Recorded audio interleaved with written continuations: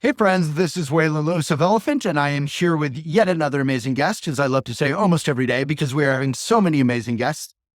Today I have Melanie Sue Hicks. So hold up your book and tell us what your whole life is about. Incongruent. So, Incongruent. and what's the subtitle Uh, there? Can you put it right up in Travel, the camera? trauma, transformation. Travel, trauma, and transformation. And that's a pretty intense cover. So what is going on? Yeah. So And incongruent I'm is a sorry to interrupt after asking you a question, but we have a guest. okay. Where'd he go? There he is. Huh? Love it. All right. Sorry, he just came in. All right. So travel, trauma, and transformation. Transformation. Yes. Yes. So incongruent is the backbone of the story is a trek to Everest Base Camp. So it's a 14-day trek. It's 8 days up and 6 days down. And some beautiful sights, some beautiful stories, some really crazy things happened to us and in our group on the trek. We almost got into a car accident. We saw a plane crash, like all kind of we flew in a really scary, dangerous helicopter ride with lightning all around. So Wow, there this were sounds some like a Bruce Willis movie from like 1990. you can't make this stuff up. It was legitimately a very interesting ride. Wait, But what kind along the of trip way, was this? It was a group it was trip. it was a small group. A very good friend of mine from Tampa, Florida, is Nepalese. He moved to Tampa to go to college and then stayed in America after that. He used to be a Sherpa and a porter in Nepal on the trek. So he knew a lot of people. So it was a very locals driven trip, which was amazing. So we got to really immerse more in the culture than we would have if we were on kind of an REI or a G Adventures type trip. It was very, very local for us, And do you do a which was wonderful. lot of these kind of trips? I try to. A lot of times I don't have the personal connection. So I do a lot of international trips and a lot of service work internationally, but and But you domestically. do But a I lot of like organized organize trips. trips. Yeah. So Amazing. I did like 10 years of travel by myself, and so I would just sign up with a group and make new friends. So I love that. That's so yeah. cool. And you make like super close friends and then you're never in touch ever again. Right. Except for the WhatsApp. WhatsApp has actually changed that. Like we're still in touch with our group from Morocco and like we jazz each other about Oh, soccer and politics and all kind of things on the WhatsApp group text. So we may not yeah. see him again, but there's sort of energy still living with Oh, us. I love that. Yeah. Well, so there's so much here. So where do you want to start? Like, so you're telling the story of the travel, but how does trauma figure Y- into that? Yeah. So along the trek, each village along the trek, harkens back to some sort of life story of mine. So some of them were very traumatic and it was a way to sort of heal from trauma. Some of them were other travel experiences and what life lessons they taught me. And they all have a tie in to each village along the trek. That sounds like an amazing structure for a book, but did it actually organically every stage of the travel tied in with just organically with life experiences? Yeah, they do. And interestingly enough, my mom, when she read the book, she asked me, she's like, "You didn't include this story. You didn't include this story." And I was like, well, I couldn't include everything because it didn't have a tie-in. Right. So I feel very blessed to say I've been, sort of traveling and doing service work for 20 years at least, maybe more like 30, and since I was a teenager. And so I had all these amazing stories to choose from, and I chose the ones that seem to naturally fall in line with something from the actual village or from that piece of the trip. Beautiful. So most of us, like when we think about traveling, we think of like Emily in Paris, like we're gonna just go travel somewhere, get some souvenirs, eat some cool food, take lots of selfies. I'm not trying to demean it. I mean, I'm honestly that's like pretty much what I do. Yeah. Um, I try to be very environmentally responsible, but service travel or what did you call it? Is Yes. that what you call it? Service travel. So Mhm. how does one engage with that or find out about it? So I always tell people start with what you organically love. If you organically love animals, find an animal rescue that does work it's sometimes just domestically, or if you love children, or if you love, adventure travel, then there's a place where you could go. Or if you like to build structures, right? So I have a passion for hands-on work. So I have gone to Nicaragua and built houses with habitat. I went to Peru and did farming. I took students when I worked at a university. I took students up to the Baltimore, DC area. We did urban farming.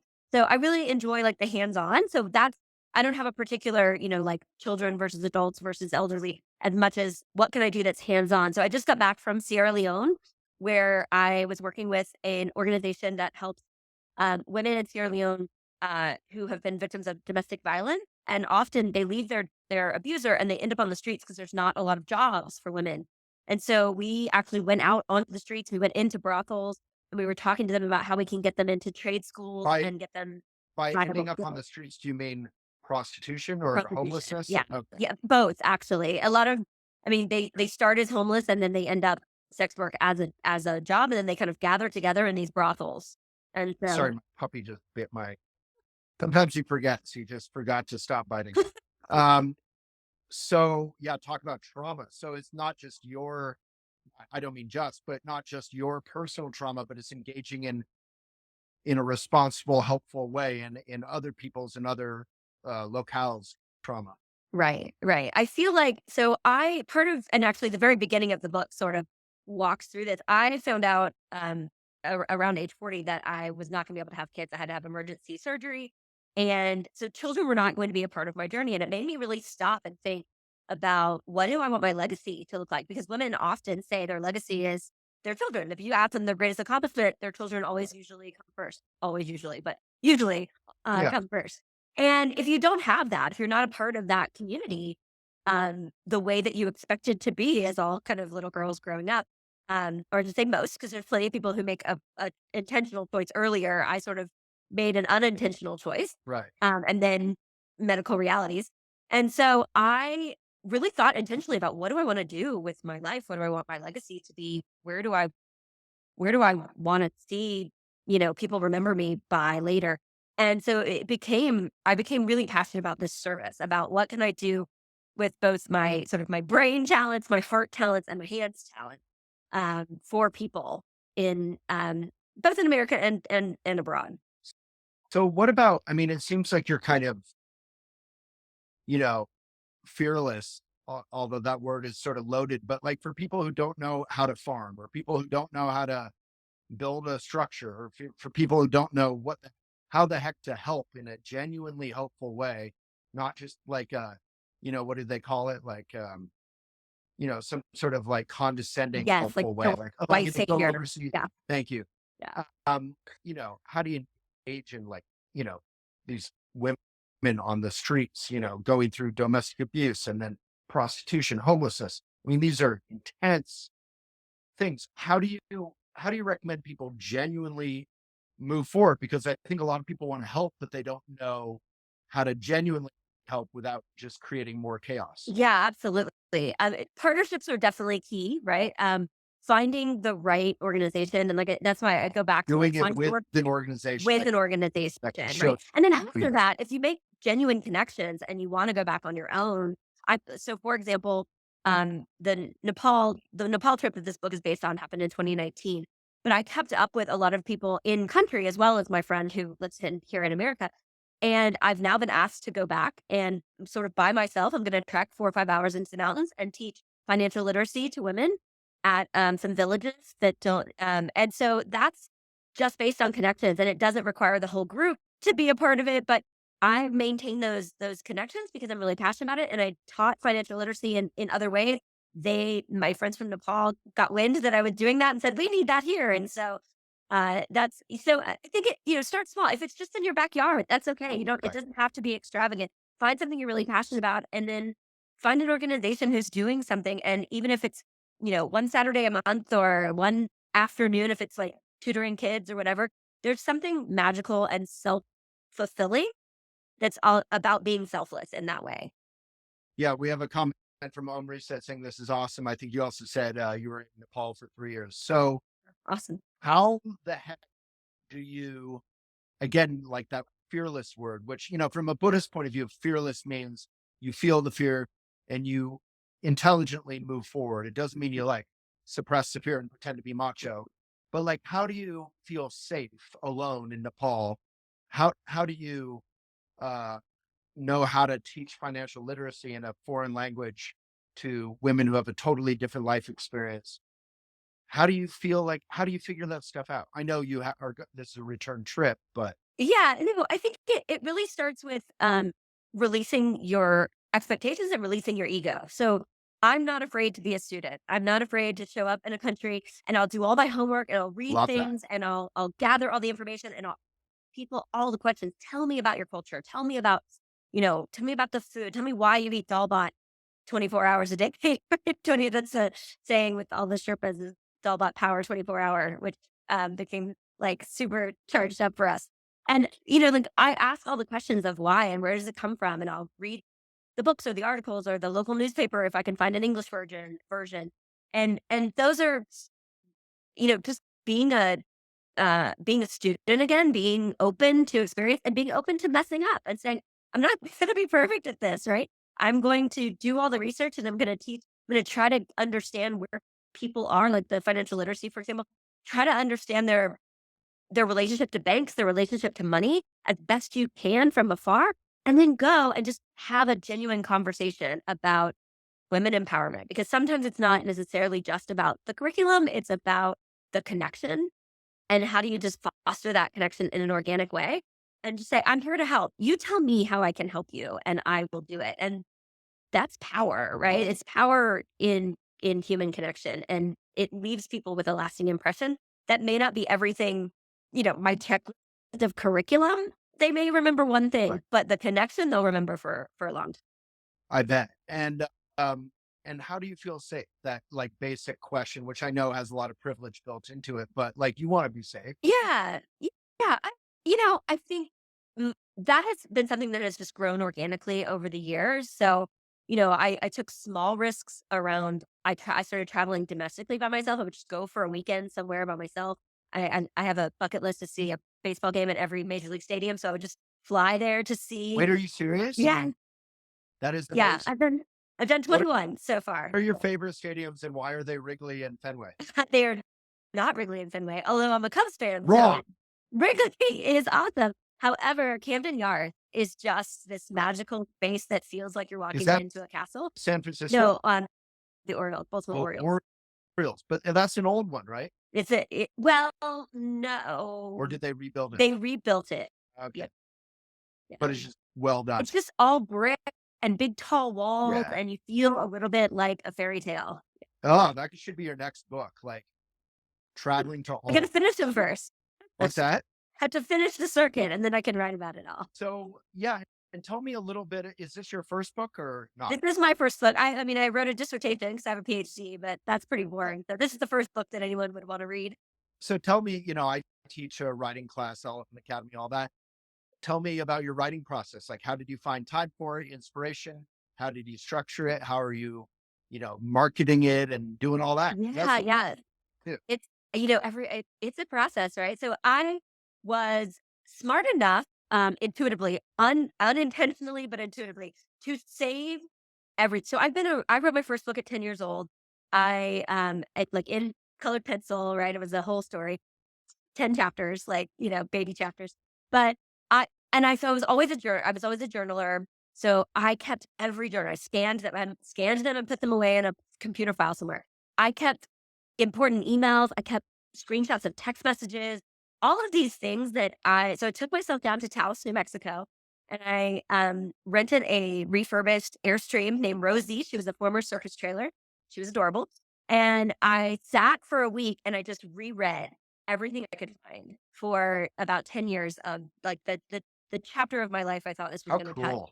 And I just tried to look at it with like a journalist, Yeah. like, what did I learn from this? Like, put myself back in that position, but from a journalistic perspective.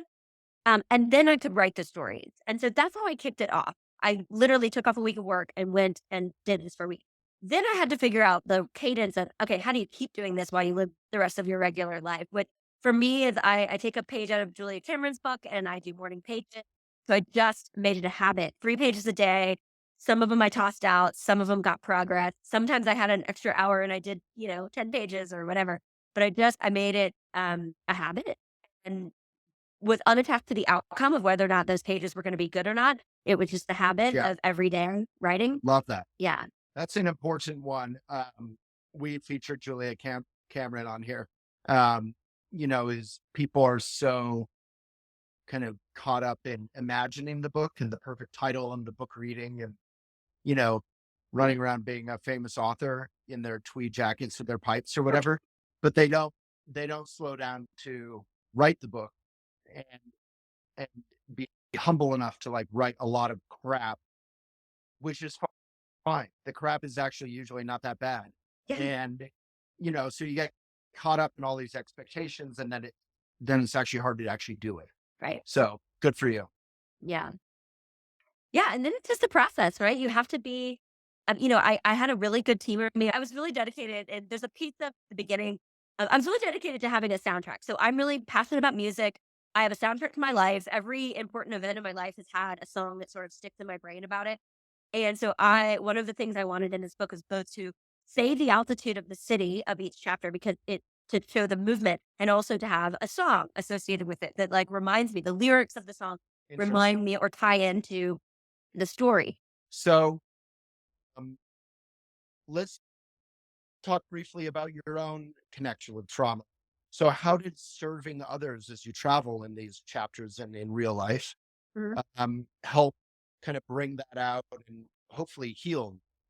Yeah, so there's a couple of different ways, right? The track itself, right? I spent a lot of time, probably the most time, and I will say that I've done the Everest Base Camp trek was the second hike I'd ever been on. The first one was the trek to Machu Picchu, so the 4-day, 3-night trek on the Inca Trail to Machu Picchu, which I did by myself for my 40th birthday, and then this was only the second, and that in itself is an interesting thing because I was not used to, despite the fact that I am certified yogi and like all the, I do meditation and all these things that I'm very passionate about.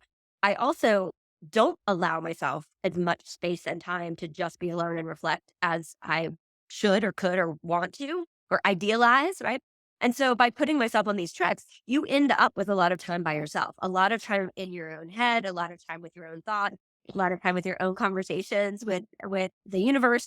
And so that like in and of itself was very healing, right? To work through thoughts and feelings and that monkey mind day after day after day for hour after hour, it that in itself was just I just came out with a different version of myself at every step of the way.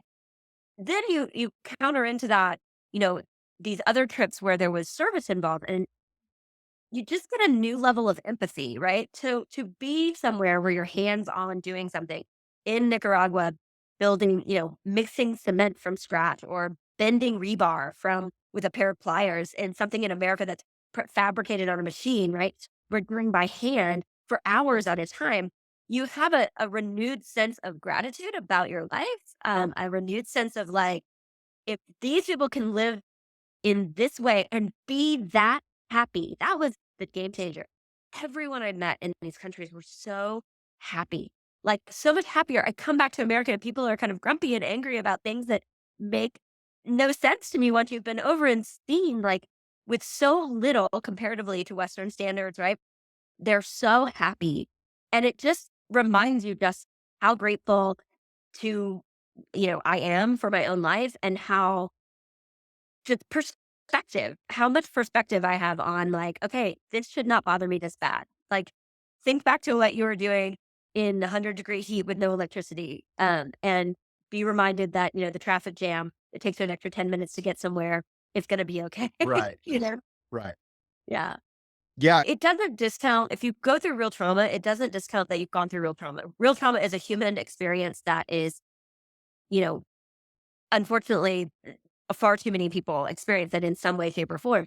And Yeah. it didn't take away from that, and I don't wanna ever say that what they're experiencing or what I experienced was just, like, washed away, but it does give you perspective on, if they can do this, I can do this. There's a shared community of, like, giving of yourself and a shared community of, like, we're all in this, like, human experience in around the globe, and so maybe I can heal a little bit more today than yesterday and a little bit more tomorrow than today and, Mm. just baby steps. Well, you're so inspiring. I interview a lot of people, a lot of books, and I'm genuinely inspired to like keep the TV off and get through the whole book. So thank you so much. Thank you. And I hope you excerpt it. If you haven't, please do. You can, we'd love to support on Elephant in any way.